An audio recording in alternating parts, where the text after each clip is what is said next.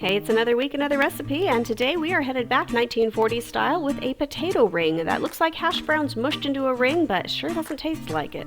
Come join me in the kitchen. Hey everyone, welcome back to my kitchen. My name is Courtney Morris and I cook history's forgotten recipes out of random cookbooks I find and sometimes websites.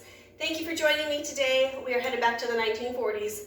Again, because I can't help myself. If you're new here, thank you for joining me. I hope you enjoy this recipe, and if you're coming back, as always, it's appreciated. All right, so today we are headed back to World War II, Marguerite Patton's Victory Cookbook. As you've seen before, if you watched any of my videos, I use this cookbook a lot. It's not my only cookbook, mind you, it's just my favorite, and there's a lot of recipes to go through, and I'm having fun with it. So today was a toss-up between making whipped cream out of evaporated milk, which I want to try, or a potato ring, which would serve as a side dish for tonight's dinner. And the potato ring won mostly because I'm too lazy to clean off my stovetop. So potato ring it is. I made a baked chicken last night. I've got leftover meat from that, but we ate all the side dishes, so now I need a new side. So this sounds great. Let's get into it. Okay, so by all accounts, this seems pretty simple. You grate the potatoes, you add parsley, flour, and salt and pepper, and then shape it into a ring and brush it off with fat. Easy enough. It kind of sounds like it's gonna turn into like hash browns on the outside and mashed potatoes on the inside, because you're supposed to bake it for 45 minutes, so I don't know. Either way, I'm pretty sure you can't scrub a potato. I mean, it's a potato.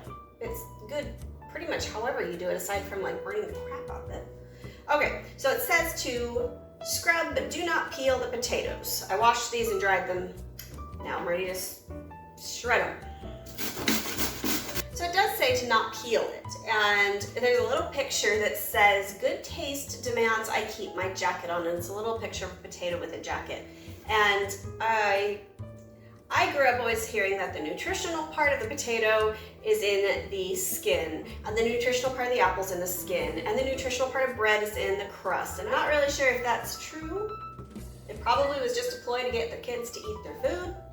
Didn't really work for a lot of kids that I know. Maybe me.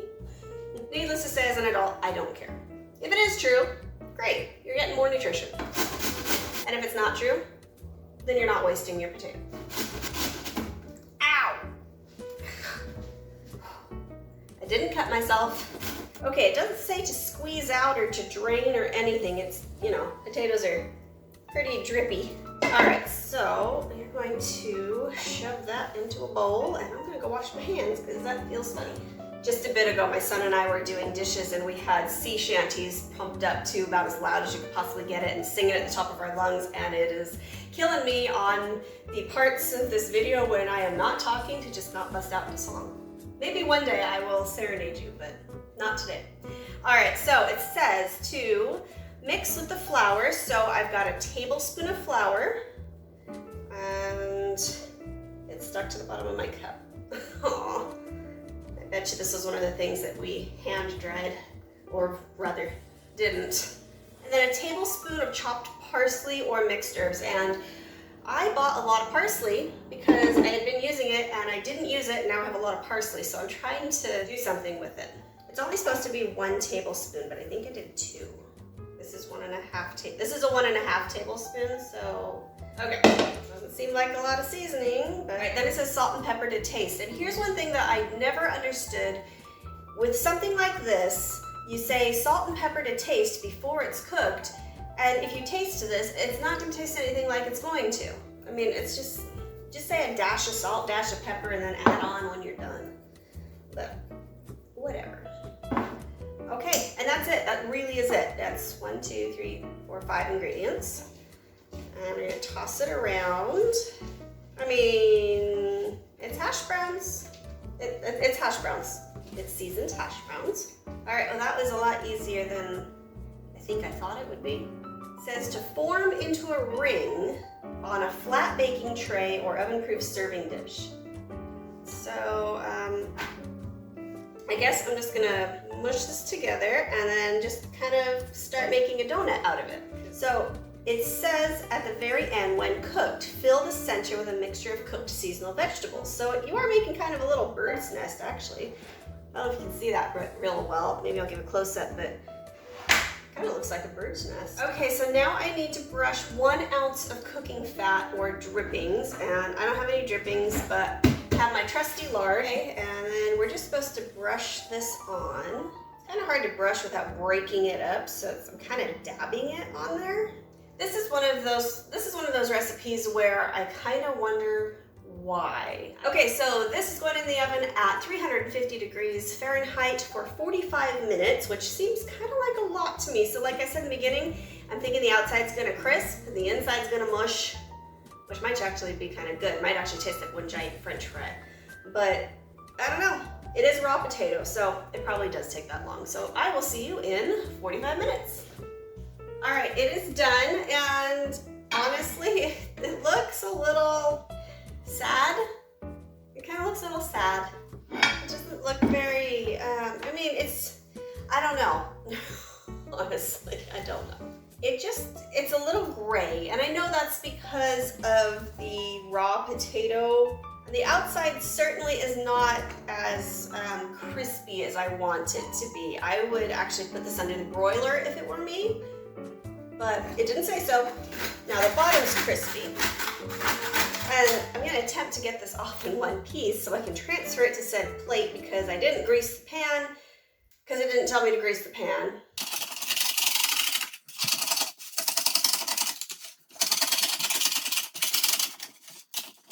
It looks kind of more oil soaked than crispy and cooked.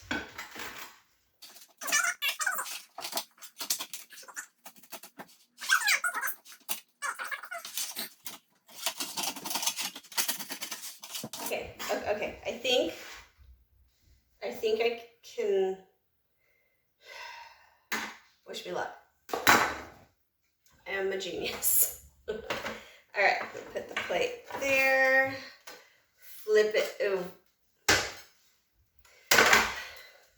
For my next trick, I'm gonna get it off the pan.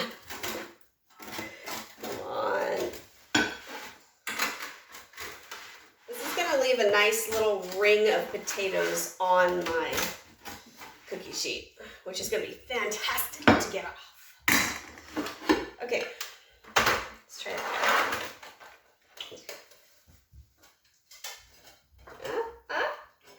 Perfect. Okay, now that it's upside down, we're going to put it on another plate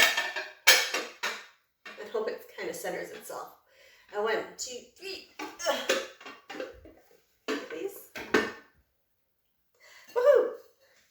But that's what I get to clean off. I'm not sure if any amount of soaking that's gonna save it. It says to fill the middle with seasonal vegetables. I have no carrots, which I think would have livened it up, but I used baby corn instead, which just kind of, all of it just looks sad, honestly. It just all looks really kind of not great. All right, well, this doesn't make it look very appetizing, but I'm not interested in the middle of it. I'm interested in the outside. So it just seems like undercooked hash browns, like hash browns not done correctly. Ugh. I was right. Ugh. That's awful. Oh, I can't even describe that texture to you. It's like glue, but with strings. Yuck, and the flavor is like, I don't know, if wallpaper paste had a flavor. Dang it, I have to make another side dish for dinner. I was kind of hoping this would turn out, because it's a potato. You're not supposed to be able to screw these things up. Oops, lost my broccoli, but who cares at this point? Oh, I don't even want to try that again. That is very off-putting. I want pudding now, just to get that taste out of my mouth. Terrible. It literally is. I got enough stuff off of my pan where it's still crunchy on the bottom, dehydrated on top, and oil soaked in the middle. And it's just stringy and like,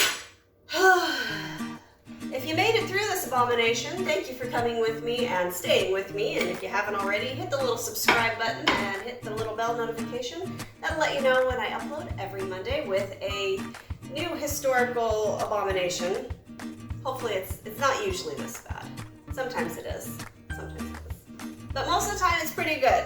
Also, feel free to send me a recipe or an idea for it, or something that you have been a little squeamish and not willing to try. I will give it a shot for you. And if you need something else to watch that's a little bit more appetizing than this, click here and you won't be disappointed. I thank you so much for joining me today, and I will see you next Monday with something better. All right, bye.